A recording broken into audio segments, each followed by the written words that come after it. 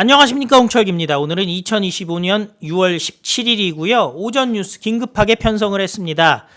자, 지금 대통령실이 발칵 뒤집어졌다고 합니다.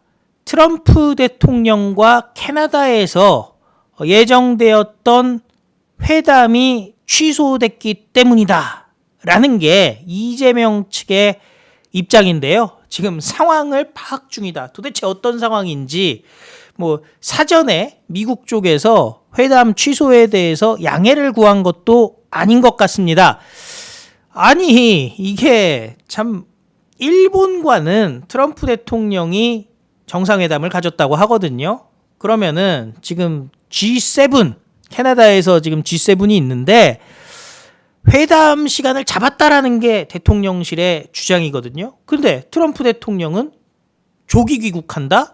이거 난리가 났죠. 당연히 한미 정상회담은 무산이 되었습니다. 그런데 대통령실에서는 무산이 아니라 무산 전망이라는 기사를 낸 상황입니다. 자, 관련된 소식 여러분들께 쭉 소개해드리도록 하겠습니다. 트럼프 조기 귀국에 한미 정상회담 무산 전망. 무산됐죠. 조기 귀국을 한 거니까. 대통령실 상황 확인 중. 완전히 다 뒤집어져 버린 겁니다. 난리가 난 거죠. 내일 회담 시간까지 확정된 상태였는데 트럼프 귀국 속보를 접한 상황이다. 보도로 접했다라는 얘기입니다. 따로 통보를 받은 게 아니라. 자, 한일 정상회담에는 꽤 구체적인 진척이 있는 것으로 안다. 이렇게 얘기를 했는데요. 자, 이재명의 주요 7개국 정상회의 참석을 계기로 추진돼 온 한미 정상회담이 트럼프 대통령의 조기 귀국으로 무산될 위기에 처했다. 조기 귀국 해버리는 건데요. 대통령실에서는 상황을 더 확인하는 중이라는 입장을 밝혔습니다. 그럼 공항에 가가지고 잠깐 인사한다는 얘기입니까?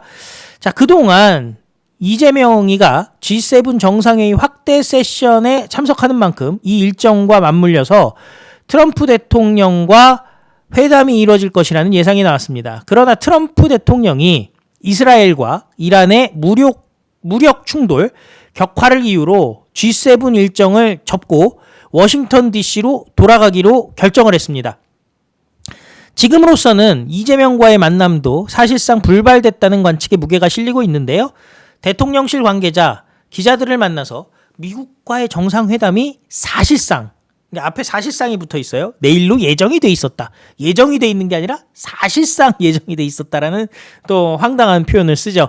시간까지 확정이 된 상태였다. 시간이 확정된 건데 사실상 예정이 됐다라는 말이랑 그게 말이 되겠습니까? 시간을 제한을 했다. 협의가 됐다. 그 정도 얘기겠죠.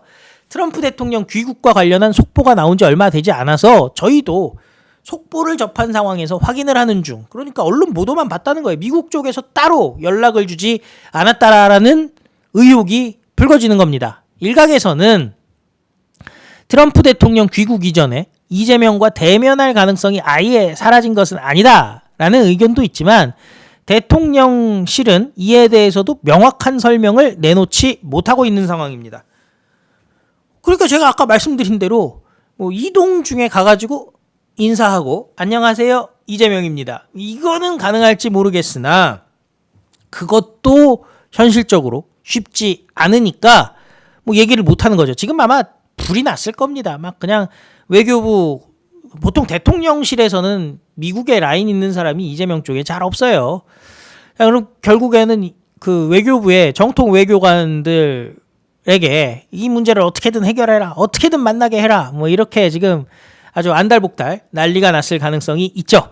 자, 다만 이재명과 이시바 시게루 일본 총리와의 만남은 성사될 것으로 전망이 된다. 한일 정상회담에 대해서는 꽤 구체적인 진척이 있는 것으로 안다. 일찌감치 약속하고 만나서 하는 거지 지금부터 협상을 해서 만난다. 이것도 웃긴 얘기죠. 자, 그래서 지금 트럼프 대통령은 조기 귀국한 다음에 NSC를 준비하고 그리고 이스라엘에 초대형 벙커버스터 지원을 한다. 벙커버스터라는 게 이제 그 폭탄인데 벙커를 갖다가 뚫어버리는 폭탄을 얘기를 하는 거죠. 그래서 B2 스텔스 폭격기를 날려가지고 이란에다가 핵시설을 갖다가 지하까지 타격을 하는 게 벙커 버스터잖아요. 벙커를 때린다는 거니까. 그래서 뭐 여러 대의 B2 스텔스 폭격기를 동시다발적으로 투입해가지고 완전히 작사를 내버린다. 뭐 이런 얘기죠. 자, 그런데 중요한 건 뭐냐면요. 이만큼 중요한 게 있어서 트럼프 대통령이 돌아간다는데 어쩔 수 없지 않냐. 근데 이거잖아요. 자, 주요 국가와는 만난다는 겁니다. 이시바 총리와 30분 동안 만났습니다. 미일 관세 협정 결론은 못 냈다. 그래도 좋은 회담이다. 그래서 둘이 만나가지고 캐나다, 그러니까 캐나디안 로키죠. 카나나스키스 아주 뭐 자연 경관이 좋은 데입니다. 산도 있고 물도 있고. 자, 미일 정상회담을 하는 사진이 공개가 됐습니다. 자, 뭐 물론 이재명이도 호주 총리도 만나고 남아공 대통령도 만나고 뭐 그랬습니다만은 핵심은 핵심은 뭐냐? 그래서 일단 일본을 만나겠다. 뭐 이렇게 돼버리는 겁니다. 그러니까 우리나라 외교는 기본적으로 외교부가 됐든 뭐 하여튼 정부가 됐든 전통적으로 4강 외교라고 얘기를 해요. 나머지는 아무리 전 세계에 중요한 역할을 하더라도 4강 외교가 우선이거든요. 4강이라는 게 간단합니다. 미국, 일본, 그리고 중국, 러시아. 그래서 요 4강을 먼저 어떻게든 만날 것인가. 뭐 이런 문제인데 지금 결국에는 트럼프 대통령이 조기 귀국을 했기 때문에 이시바 총리 쪽에 바짓가랑이를 잡을 수밖에 없는 상황으로 가고 있는 거죠. 자, 그러다 보니까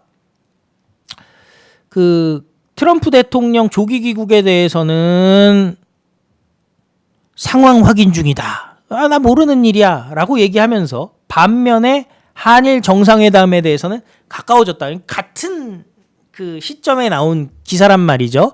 구체적인 진전이 있다. 뭐 진전하고 말 게 뭐 있어요. 만납시다 하고 만나면 되는 거지. 그 정도로 지금 이재명의 정통성 국제사회에서 의심을 받고 있는 것이고 이렇게 돼버린다면은 어떻게든 이시바 총리를 만나야 되는데 어렵게 만난 상황에서 이재명이가